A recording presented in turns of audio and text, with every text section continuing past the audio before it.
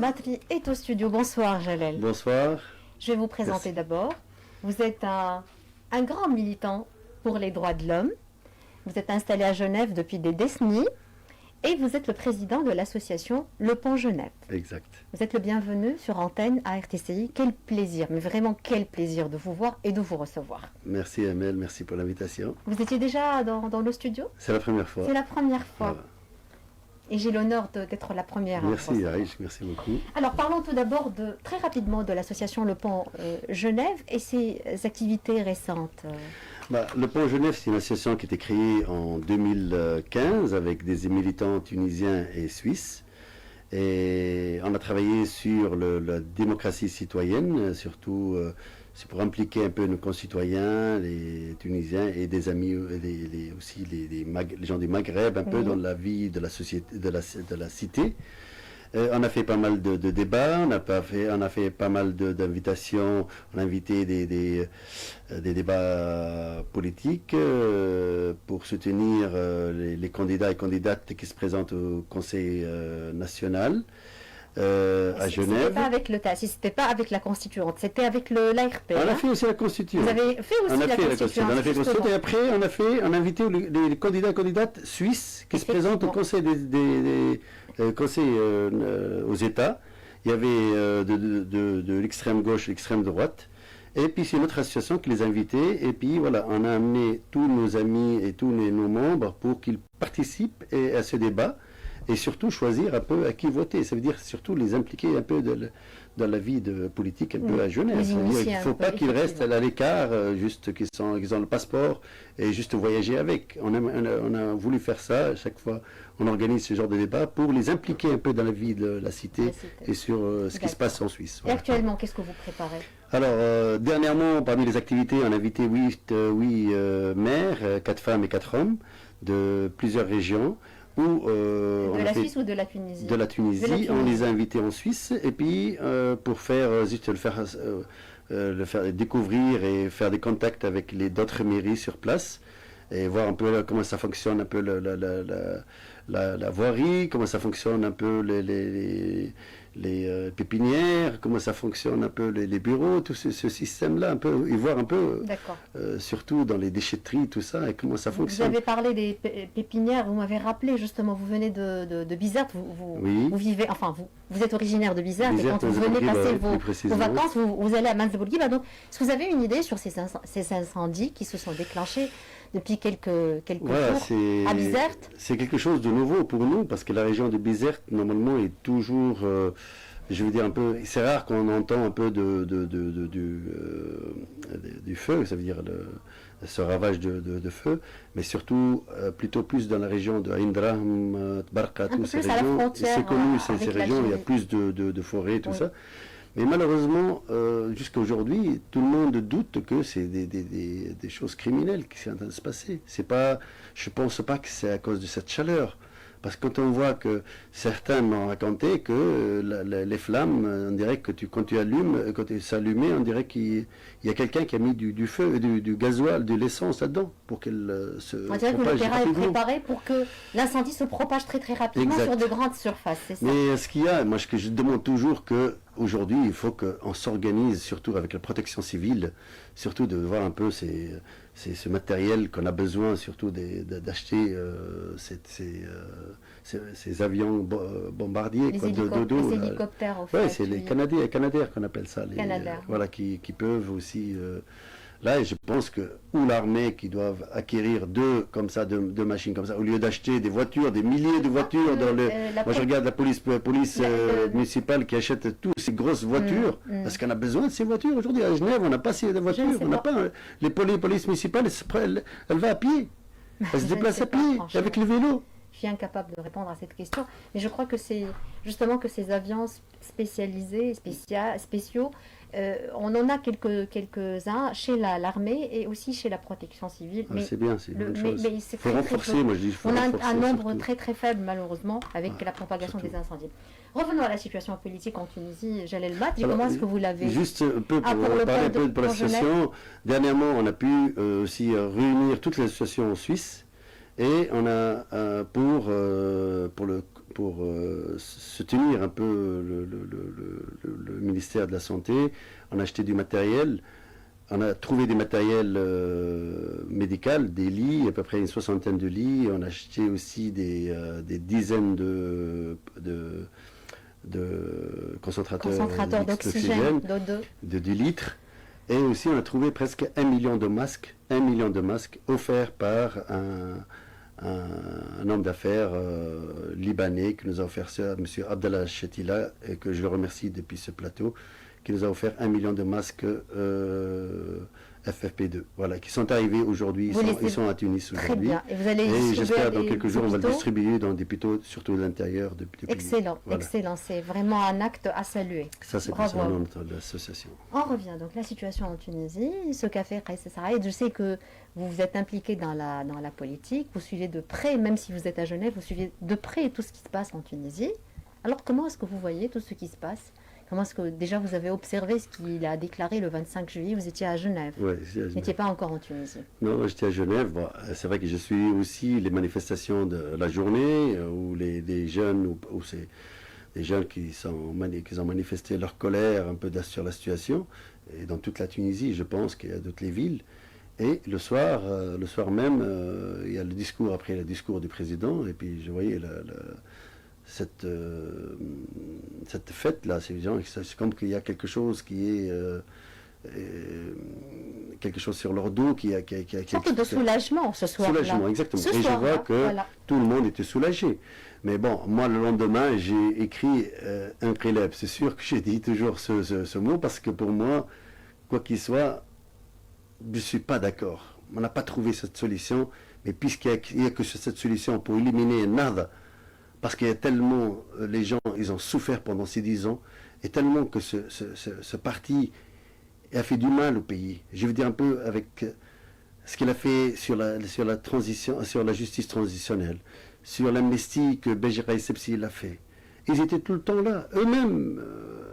Ça veut dire, ils sont devenus... Mais ils étaient associés, eux et Béjira Essebsi. Ils étaient complices. Oui. Donc, ce qui nous est arrivé, ce qui est arrivé au pays depuis le 2014 jusqu'à aujourd'hui, c'est les deux qui assument sa responsabilité. Exactement. Ils sont associés. Exactement. Non, mais j'ai dit, ils sont associés, mais surtout eux qui ont...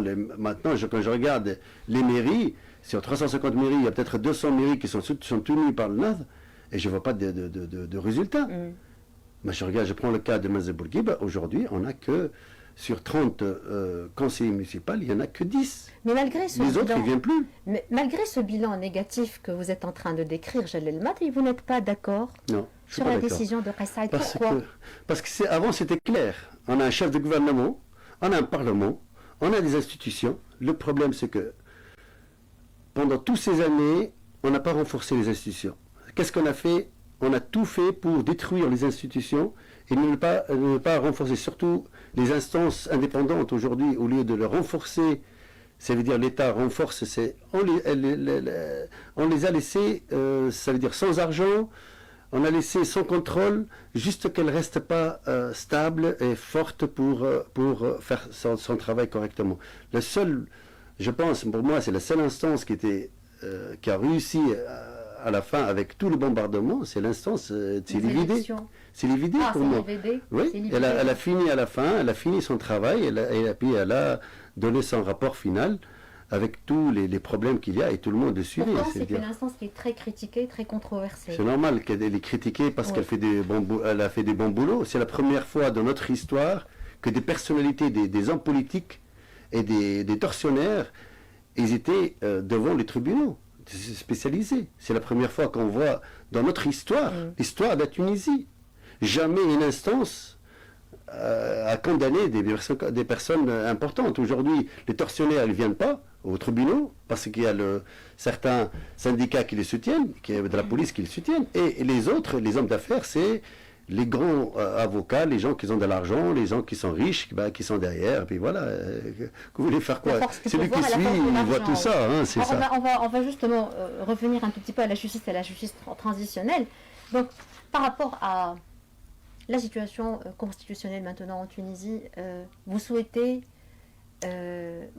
quoi, au juste? Moi, je souhaite, mon souhait à moi, Jalel Matri, c'est que le président du Parlement démissionne.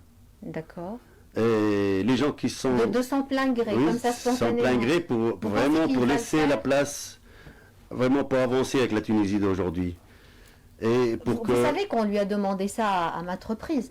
Vous savez qu'à plusieurs reprises, il y avait une collecte de signatures pour présenter une motion de censure contre lui.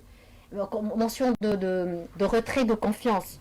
Pour qu'il ne soit plus le président de l'ARP. Il a résisté à tout ça. Il a résisté. Ouais, à la fin, aujourd'hui, la situation où on est aujourd'hui, c'est à cause de lui.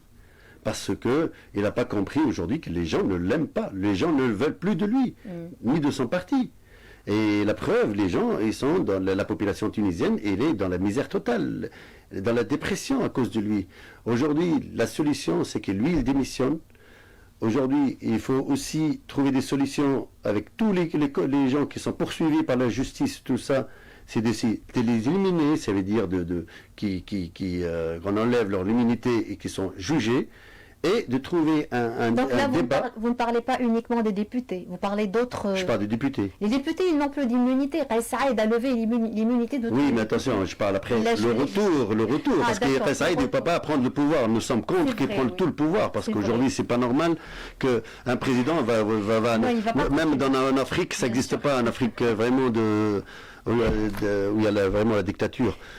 Nous, ce qu'on souhaite que Kais Saïed revient à la légitimité du Parlement et trouver des solutions, je veux dire un peu un dialogue. On a des gens qui sont compétents dans le dialogue, des quelles personnalités qui peuvent intervenir et trouver des solutions avec les députés qui sont là-dedans et de trouver un consensus qu'on puisse avancer avec la Tunisie. On ne peut pas rester dans cette situation parce que c'est une situation très floue, situation qui peut faire peur aux Tunisiens et faire peur aux investisseurs, parce qu'aujourd'hui la Tunisie, elle vit aussi avec les investisseurs. Il faut qu'ils passent un message positif et surtout, rapidement, nous trouver un chef de gouvernement. Surtout un chef de gouvernement. Problème économique et financier. Exactement. Beaucoup de dettes, effectivement. La justice transitionnelle, quel est son sort aujourd'hui? Et la justice d'une manière générale, comment vous voyez? Je commence par la justice. Oui, s'il vous plaît. La justice, moi, je soutiens souvent, depuis longtemps,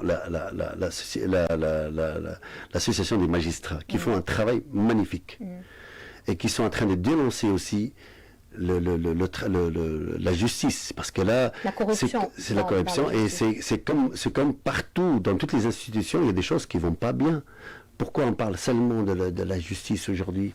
La justice, je pense qu'il y en a peut-être 10 ou 15% des juges qui sont corrompus. On ne peut pas estimer. Moi, je dis toujours c'est une petite partie quand même des juges.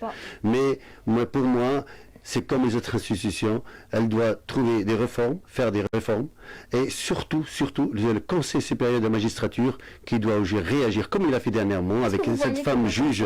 Il a tout de suite enlevé l'immunité. Mais durant ces dernières années, est-ce que vous voyez que le Conseil supérieur de la magistrature a bien rempli son rôle? Non, elle n'a pas rempli son rôle. Au contraire, c'est à cause d'eux qu'on est dans ces problèmes. Parce qu'ils ont fermé les yeux surtout sur beaucoup de cas, et puis voilà, maintenant aujourd'hui on est en train de payer aussi l'image des juges et des magistrats, et elle est mal vue par les citoyens, et ça il faut faire attention, il ne faut pas dénigrer le travail de la magistrature, ça c'est important. Il faut aussi exactement, il faut donner. Il reste un peu moins que 2 minutes. La justice transitionnelle, Jalal Matri. La justice transitionnelle, moi je dis, la Tunisie elle a eu une grande chance de vraiment, d'abord, de passer cette période sombre de la Tunisie, et elle a trouvé une équipe qui pouvait bien aller loin, et surtout faire, ça veut dire, avec les tortionnaires, c'est de trouver le muhasba, comme on dit, faire rendre des comptes. Faire rendre des comptes, et après faire la réconciliation. Et ça, normalement, la Tunisie, elle a fait mieux que beaucoup de pays comme l'Afrique du Sud. C'est rien passé dans l'Afrique du Sud. Aujourd'hui, on voit que les problèmes. Et aussi au Maroc, on voit aussi les problèmes. C'est qu'on a donné quelques sous à des victimes, mais après, c'est bon, on a fermé les yeux, et le roi, il a fermé les trucs en quelques mois. Est-ce que le processus est déjà entamé Ou il y a encore du chemin à faire? Le chemin, c'est que aujourd'hui, il faut que les juges continuent à appeler ces tortionnaires et surtout les hommes d'affaires. On a raté aujourd'hui... Les chambres spécialisées. Ces chambres spécialisées, oui. On a raté, si l'ancien président Beji Qais Essebsi n'a pas fait cette réconciliation avec les personnes... Non, pas les hommes d'affaires. Les hommes d'affaires, il n'a pas réussi puisqu'il y avait les mouvements des jeunes Menachem Samah qui l'a fait reculer en arrière, mais surtout avec les autres. Je dis un peu, ils ont fait perdre de l'argent au moins du régime. Exactement. Ils ont fait perdre l'argent, presque plus de 10 000 milliards d'argent à l'État tunisien. Et avec cet argent, normalement, on sera mieux économiquement qu'aujourd'hui. Tout à fait. Voilà. Merci infiniment. Merci beaucoup. Merci. Je rappelle que vous êtes le président de l'association. Merci. Le Pont Genève. Juste pour, je soutiens le monsieur Boukhobza et le travail qu'il a fait à Abbès. Ça me fait mal au cœur le travail qu'il a fait. C'est un ami et que j'admire un peu son travail. Tout mon soutien à monsieur Abbès Boukhobza. Voilà. Merci beaucoup. Merci infiniment. Ziad, je te cède ma place pour le flash de 18h et juste après, j'ai le grand plaisir de recevoir Dr Mostafa Ferjeni, le directeur général de la santé militaire.